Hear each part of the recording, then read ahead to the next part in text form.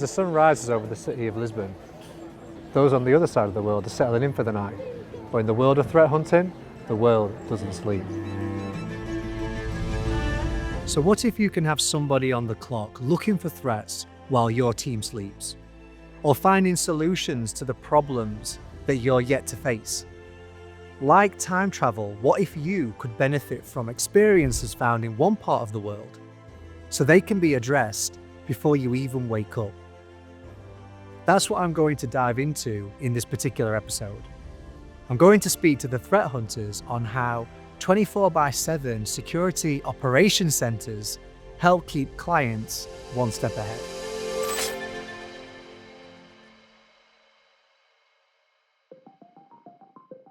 Having global security operations centers collaborating around the clock is undoubtedly beneficial, but how exactly does it function?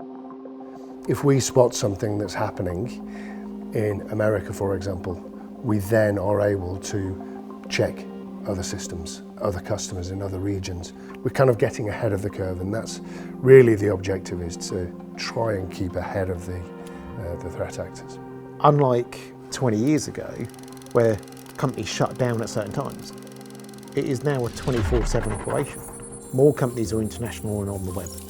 More people are consuming those products globally, if it be an app on a phone, and all of that needs protecting. And this is why it's so vital to have that 24/7 operation in a SOC, to underpin and be able to support our customers in that way.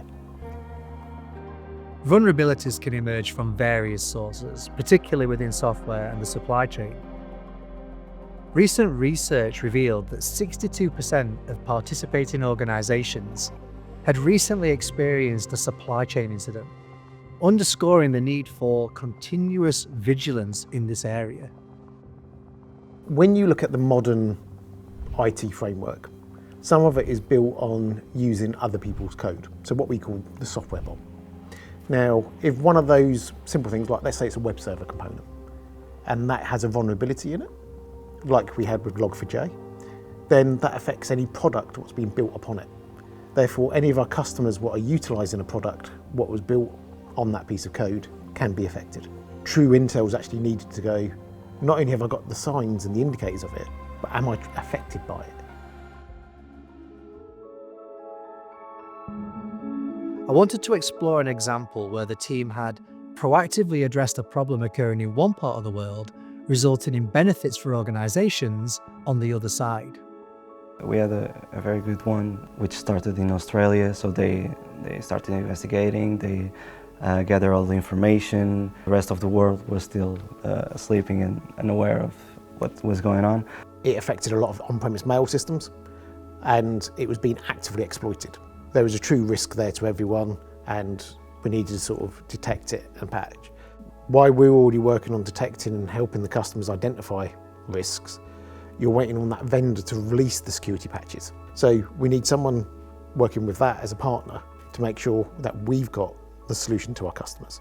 But at the same point, we're collaborating with all our customers to let them know the risk, check what state they're in, really collaborate with multiple teams and multiple people in that, relaying that information so everyone is aware. And then the US, when they started working, there was already a bunch of information that came from Australia that we got and shared with the US team, so they were one step ahead and were able to pick up from that point. They start the day with like a summary of what was going on, which saved them hours of work.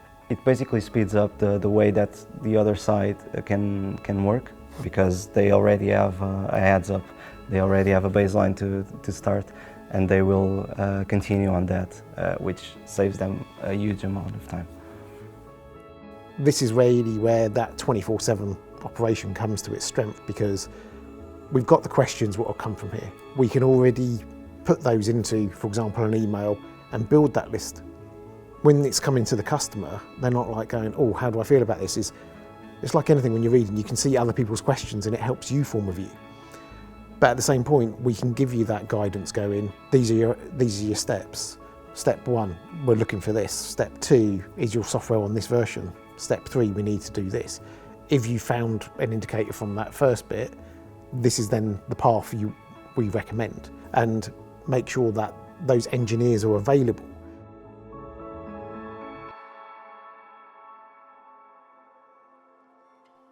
After speaking with the threat hunters, my key takeaways are that in the world of cybersecurity, there is no downtime.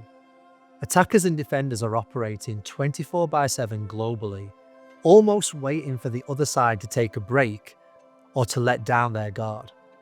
It's very difficult for companies to keep up with the pace and hire all the operational staff that they need to acquire all the protection they need for security.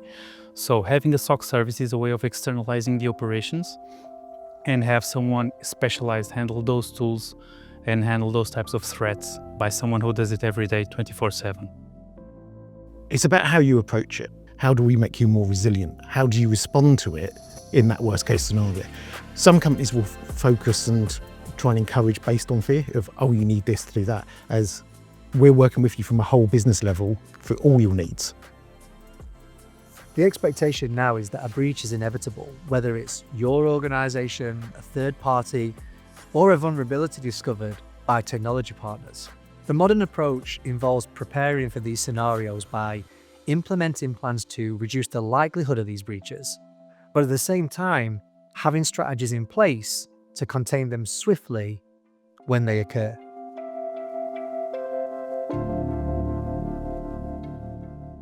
It's been an incredible journey over the last few months, spending time and learning all about the threat hunting team. And I guess as we bring things to a close, my final takeaway is this.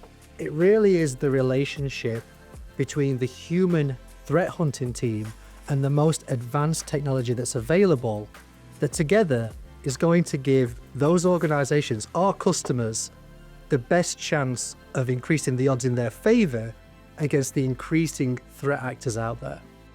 I hope you've enjoyed watching the series of Threat Hunters just as much as we've enjoyed creating it. Thank you for watching Threat Hunters. Just made for film, this place, isn't it?